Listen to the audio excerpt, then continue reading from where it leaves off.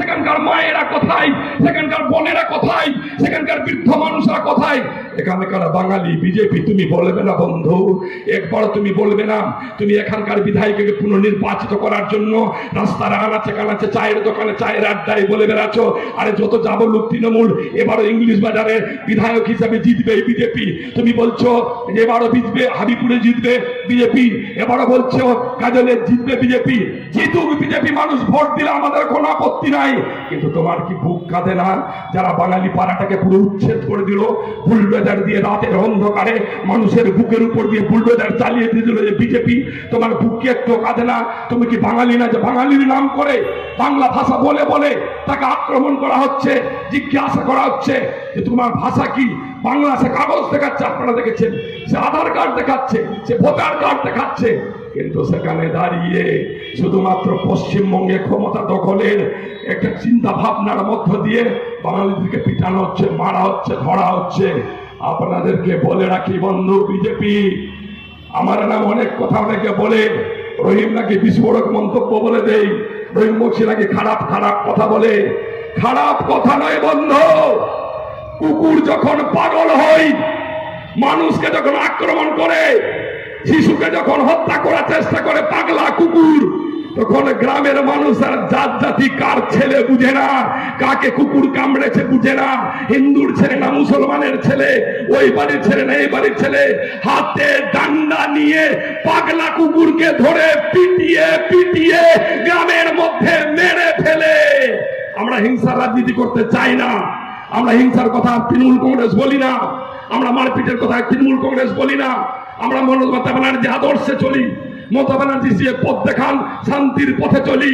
কিন্তু কুকুর পাগলা হলে সে কুকুরকে তো গ্রামের মানুষ, আমরা নয়, তৃণমূল কংগ্রেস নয়, মানুষ, গ্রামের মানুষ পাগলা কুকুরকে খুঁজে লাঠি দিয়ে পিটিয়ে মেরে ফেলবে রাস্তায়। বাঙালিরা আমরা সোচ্চার আছি। এই বাংলা, যে বাংলা মানুষকে অনেক কিছু দিয়েছে, যে বাংলা আজকে ভারতবর্ষে জাতীয় সঙ্গীত দিয়েছে, জনগণ মন অধিনায়ক দিয়েছে, যে বাংলা দিয়ে মানুষের ভোট ছাড়াও পশ্চিমবঙ্গের ক্ষমতাটাকে দখল করে নেওয়া যেতে পারে।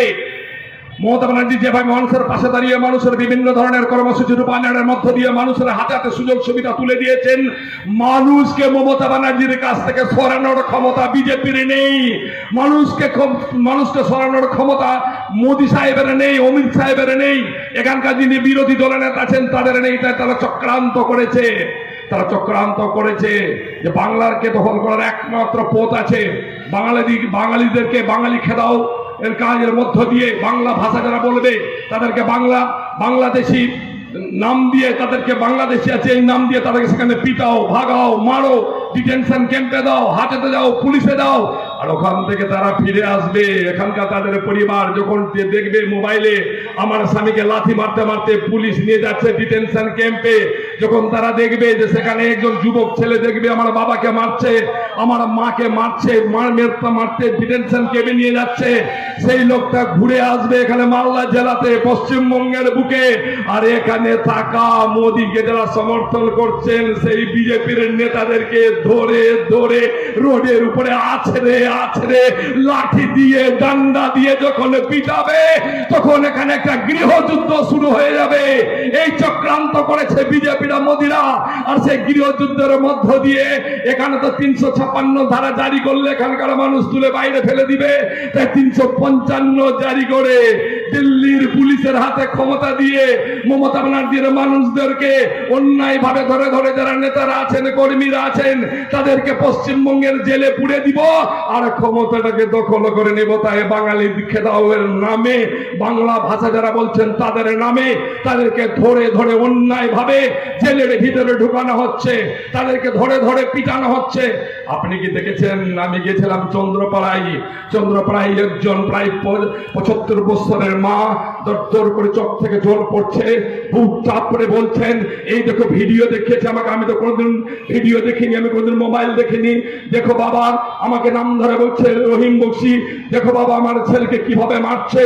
গুরগাঁও হরিয়ানা বিজেপি শাসিত রাজ্য, সেখানে 2 জন মহিলা দুটো শিশু আর 3 জন পুরুষকে মাথার চুল ধরে লাঠি মারতে মারতে, লাঠি দিয়ে পিটাতে পিটাতে হরিয়ানার বিজেপির পুলিশ এবং সেখানে বিজেপির কর্মীরা তাদেরকে জোর করে হাজতে ভরে দিচ্ছে। সেই মায়ের সামনে সেই ভিডিওর ছবিটা এসছে, ভিডিওর ছবি বারে বারে মা দেখছেন আর হাউ হাউ করে কাঁদছেন, মনে হচ্ছে তার ছেলে মারা গেছে। সান্ত্বনা দিয়ে বলেছি, মা তুমি ভরসা রাখো, পশ্চিমবঙ্গের বুকে একজন পাখিনীর জন্ম হয়েছে। মা তুমি শান্ত হও, তোমার চোখের জল মুছো। পশ্চিমবঙ্গের বুকে গরিব মানুষের একজন নেত্রী জন্মগ্রহণ করেছেন। মা তুমি শান্ত হও, আমরা তোমাদের সাথে আছি। আমরা মালদার মানুষ, আমরা বাঙালিরা, আমরা সর্বধর্মের মানুষ, সর্বস্তরের মানুষ। মমতা ব্যানার্জির নেতৃত্বে তোমার পাশে আছি মা। যদি গুড়গাঁওয়ে তোমার ছেলেকে ছাড়া না হয়, তাহলে এখানে যে সমস্ত বিজেপিরা চিৎকার করে গ্রামে গ্রামে ঘুরে মানুষকে বিভ্রান্ত করে, গাজলের বিধায়ক, হবিপুরের বিধায়ক, ইংলিশ বাজারের বিধায়ক, ওল মালদার বিধায়ক এবং উত্তর মালদার এমপি, তারা স্বপ্ন দেখেছে এইভাবে মানুষকে বিভ্রান্ত করে আবার ক্ষমতায় চলে আসবো। মা তোমার চোখের মূল্য দিব আমরা। ওই সমস্ত বিজেপির যে সমস্ত বিধায়করা আছে, তোমার ছেলের মতো রাস্তায় টেনে এনে বুকে লাঠি মারতে মারতে, লাঠি দিয়ে পিটাতে পিটাতে তাদেরকেও আমরা এখানকার জেলে লাঠি মেরে ঢুকে দিব। মা তুমি তোমার চোখের জল ফেলিও না, তোমার চোখের জল আমাদের সহ্য হয় না মা। আমাদের বুকও কেঁদে উঠে তোমার যে ভিডিওটা আমরা দেখি।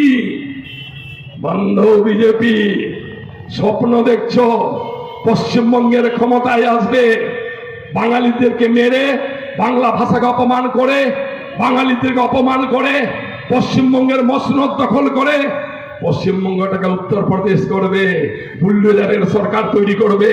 বুলডোজার দিয়ে গরিব মানুষ বড় স্বপ্ন দেখেছিলেন মানুষ ভেবেছিলেন দিল্লিতে সরকার পরিবর্তনের প্রয়োজন আছে।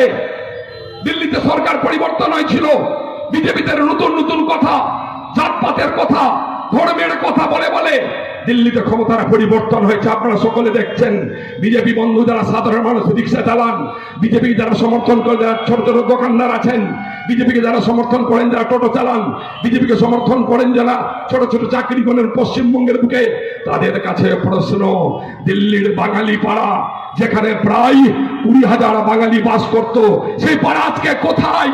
বিজেপিদেরকে বলতে হবে যে পাড়া 20 বছর ধরে বাঙালিরা সেই বাঙালি পাড়ায় দিল্লির বুকে বাস করত। বিজেপি সরকার ক্ষমতা আসার পরে, রেখার সরকার ক্ষমতায় আসার পরে সেই বাঙালি পাড়া কোথায়?